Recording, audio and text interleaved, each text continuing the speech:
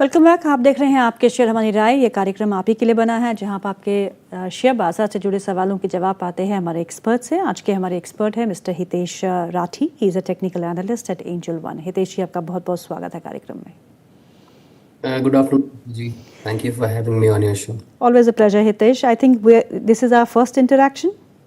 या absolutely. And Nifty at day high. I don't know what the news is, but एक काफ़ी अच्छी recovery हमको आज के लो से देखने को मिल रही है और निफ्टी इस समय 24,300 के ऊपर कामकाज करते हुए 24,330 के आसपास का लेवल यहाँ देखने को मिल रहा है। और काफ़ी अच्छी रिकवरी बैंक निफ्टी में है। Bank Nifty is in green and it's a day high. And what is really contributing to this search, जहाँ पे एक अच्छा मोमेंटम देखने को मिल रहा है, it is Kotak bank, it is axis bank, it is federal bank, it is ICICI, it is HDFC। So private banks जो heavy weight banks हैं वहाँ पे सहारा देते हुए और बैंक निफ्टी जो है वो डे हाई पे समय कामकाज करते हुए। एक बार हम स्मॉल कैप इंडेक्स को भी देख लेते हैं। स्मॉल कैप इंडेक्स जो है वो भी डे हाई के आसपास ही कामकाज कर रहा है और मिड कैप निफ्टी भी डे हाई के आसपास कामकाज करते हुए। तो एक अच्छी रिकवरी बाजारों में देखने को मिल रही है। आज दिन का जो इंट्राडे लो फॉर निफ्टी जो हमने देखा था 24,226 का रहा, वहाँ से एक अच्छी रिकवरी के साथ डे हाई के आसपास इस समय बाजार कामकाज करते हुए। Hitesh, stock in a range, एक रेंज में फंसे हुए हैं हम, बहुत समय से फंसे हुए हैं, निकलने की पूरी कोशिश करते हैं लेकिन ऊपर जाते हैं तो फिसल जाते हैं और नीचे आते हैं तो बाइंग सपोर्ट मिलता है। ये रेंज आपको लगता है कि अभी कुछ और समय तक हमको झेलनी होगी? You are absolutely right Geetu ji. अगर मैं मार्केट की बात करूं तो अभी भी हम रेंज में ही फंसे हुए हैं, चाहे वो निफ्टी हो चाहे वो बैंक निफ्टी हो। हमने आज इंट्राडे में थोड़ी सी अच्छी रिकवरी देखी है, बट लेकिन अगर आप मोटा मोटा ब्रॉडर स्ट्रक्चर की बात करेंगे तो अभी भी निफ्टी बैंक निफ्टी एक रेंज में ही फंसा हुआ है। एंड जब तक अगर मैं पहले निफ्टी की बात करूं तो ऊपर में फ्यूचर लेवल्स की बात कर रहा हूं तो ऊपर में 24,500 24,550 के ऊपर हमें निफ्टी में एक मूव नहीं देखने मिलता है। तो हम शॉर्ट टर्म पर्सपेक्टिव से निफ्टी में भी रेंज में है। और अगर बैंक निफ्टी की बात करूं तो बैंक निफ्टी में हालांकि आज प्राइवेट बैंक, क्योंकि पिछले कुछ समय से गीतू जी एक बहुत ज्यादा सेलिंग प्रेशर, बहुत ज्यादा लैक लस्टर ट्रेड हमें bank Nifty notably private banks में देखने मिला था जी। आज एक रिकवरी जरूर आई है, बट लेकिन बैंक निफ्टी भी मोटा मोटा एक साइडवेज रेंज में है। थोड़ा सा रिकवरी हमें देखने मिल रहा है, क्योंकि अगर मैं बैंक निफ्टी के रेंको चार्ट्स की बात करूं जहां पे 1 मिनट 0.25% रेंको चार्ट्स पे एक बुलिश ABCD पैटर्न हमें बनता हुआ दिख रहा है। तो हो सकता है शॉर्ट टर्म में बैंक निफ्टी 58,100 के लेवल्स तक जा सकता है। ऑलरेडी 57,800 के पास है, तो यहाँ से 200-300 पॉइंट की मूव्स की और गुंजाइश है। बट लेकिन अगर जब तक हमें बैंक निफ्टी में 58,100 और उसके बाद 58,300 के ऊपर एक मूव देखने नहीं मिलता है गीतू जी, तो मोटा मोटा स्ट्रक्चर साइडवेज रहेगा। तो यहाँ पर ट्रेडर्स को एक व्यू रहेगी जो कि ऊपर की तरफ 58,100 58,000 के पास में एक शॉर्ट इनिशिएट कर सकते हैं with a very small stop loss of 58,300। 58,300 के ऊपर ये जो व्यू है बैंक निफ्टी में वो निगेट हो जाएगा और फिर हम थोड़ा बुलिश व्यू के हिसाब से मार्केट को ट्रेड कर सकते हैं। अच्छा, ये बताइएगा, येस बैंक को देखिएगा, टॉप गेनर है as far as the bank Nifty constituents are concern. Yes Bank और फेडरल बैंक दोनों में ही एक डे हाई पे कामकाज कर रहे हैं, इंट्राडे हाई पे। सो इन दोनों में क्या सिनेरियो लगता है आपको based on the charts? Yes bank की बात करूं तो काफी पिटा हुआ स्टॉक है गीतू जी। पिछले जून के महीने से हमने देखा है स्टॉक 25 रुपए के आसपास गया था जून के महीने में। वहां से आज स्टॉक 20-22 रुपए के पास आके खड़ा है, तो ऑलरेडी 10-1% डाउन है। हालांकि बहुत छोटा स्टॉक है तो यहाँ पे 2-3 रुपए में भी 10% का मूव दिखने मिल जाता है आपको, लेकिन एक इतने अच्छे मूव के बाद स्टॉक एक अच्छा सपोर्ट बनाया है 22 रुपए 21 रुपए 50 पैसे के पास। तो वो सपोर्ट हालांकि आपको अपना पावर दिखाते हुए पावर एक शो कर रहा है। एंड अगर हमें यस बैंक में किसी भी प्रकार का एक मूव मिलता है गीतू जी 23 रुपए 20 पैसे के ऊपर, उस समय यस बैंक में एक लॉन्ग इनिशिएट किया जा सकता है with a very strict stop loss below 22 rupees. And अगर 23-22 रुपए के नीचे वापस एक ट्रेड स्टार्ट दिखता है आपको यस बैंक में, तो फिर वो जो एक सेलिंग प्रेशर या फिर एक डाउन ट्रेंड हमको यस बैंक में दिख रहा था वो कंटिन्यू करेगा। बट लेकिन शॉर्ट टर्म के पर्सपेक्टिव से 23 रुपए 20 पैसे के ऊपर बाय कर सकते हैं Yes bank with a stop loss below 22 rupees. और अगर मैं फेडरल बैंक की बात करूं जो आपने मेरे से पूछा, तो फेडरल बैंक पिछले कुछ समय से हमने देखा है one of the strongest performers है पूरे प्राइवेट बैंकिंग स्पेस से, जबकि आपने देखा Kotak bank, axis bank, HDFC bank जो ऑलरेडी बहुत ज़्यादा वीक है, जी। पिछले कुछ समय से बहुत ज़्यादा स्ट्रांग रहा है। इनफैक्ट मई के महीने से स्टॉक ने 280 रुपए के पास से 360 365 रुपए तक का मूव दिया है। हालांकि अगस्त के महीने में थोड़ा सा स्टॉक ऊपर से नीचे जरूर आया है, बट लेकिन एक स्ट्रॉन्ग स्टॉक है।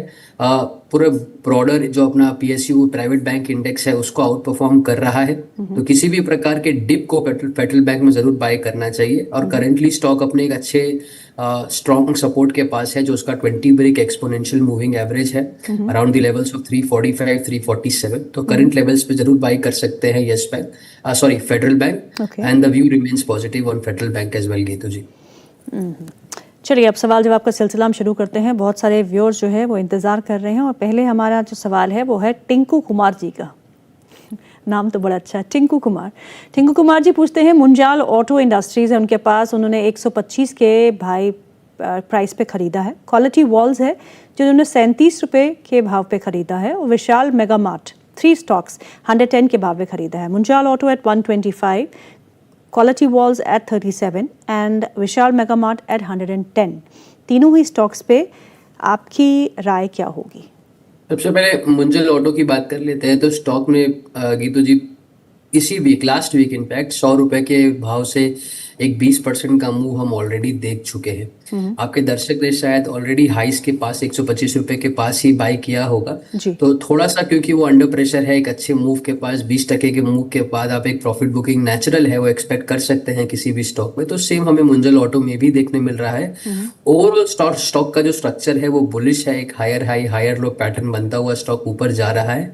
तो बने रहने की सलाह है, किसी भी प्रकार का ट्रेंड रिवर्सल स्टॉक में नहीं है। तो ओवरऑल ट्रेंड रिमेन्स बुलिश। हालांकि शॉर्ट टर्म में आपको एक प्रॉफिट बुकिंग दिख सकता है एक 20% के मूव के बाद। भाई अगर मैं दूसरा स्टॉक, आपने कहा क्वालिटी वॉल्स, पिछले सप्ताह ही बहुत अच्छे नंबर्स आए हैं क्वालिटी Correct. वॉल्स के। यूनिलीवर का ही एक बहुत बड़ा फ्रेंचाइज है ये भी। जी। तो ओवरऑल स्ट्रक्चर क्वालिटी वॉल्स में भी बहुत बुलिश है। आज स्टॉक 7% तेज है। और उसी के साथ गीतू जी हमें स्टॉक में उसके हायर टाइम फ्रेम चार्ट्स पे, जो कि हम 3% 5% रेंट को चार्ट्स डेली चार्ट्स पे देखते हैं, वहां पे हमें एक स्विंग ब्रेकआउट देखने मिल रहा है, जो हमें बताता है जो कि स्टॉक आने वाले दिनों में करंट लेवल्स दैट इज 38 39 के से चलता हुआ 45-50 रुपए तक भी जा सकता है। तो बहुत स्ट्रॉन्ग स्टॉक है। क्वालिटी वॉल्स बने रहने की सलाह है। स्टॉक में अगर स्टॉप लॉस किसी को चाहिए तो 29 रुपए के स्टॉप लॉस से स्टॉक में बने रहना चाहिए। स्टॉक मीडियम टर्म में 50 रुपए तक भी जाता हुआ हमें दिख रहा है। Okay, and the last Vishal Mega Mart at 110 rupees.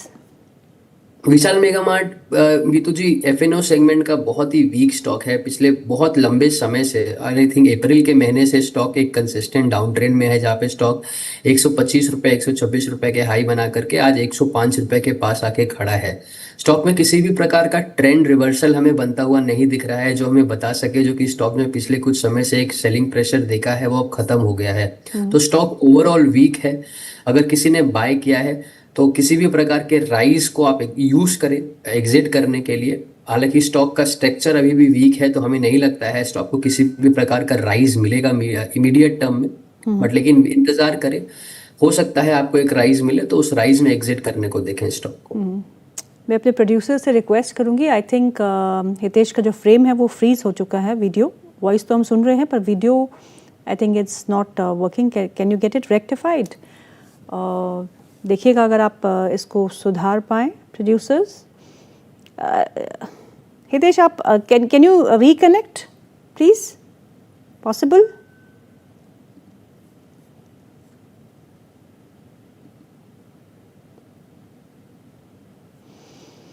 Okay, चलिए अभी तक हेलो, कैन यू